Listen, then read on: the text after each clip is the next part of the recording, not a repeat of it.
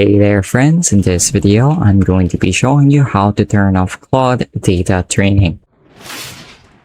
So what data training is Claude basically is able to access your chats and your chat history and uses it to train their next models. So if you feel like this is an invasion of your privacy and would rather not allow other people to see your conversations with Claude, there are options that allows you to do that. So simply sign into Claude and we're going to want to navigate to the settings panel. To get there, simply click on your account icon at the bottom left hand side of your screen, and then click on settings. Once you're here, you can go ahead and go to the privacy tab on the left hand side of your screen, and then you should see an option here that says help improve our AI models. So as you can see, mine is already off, but by default, I think this is on.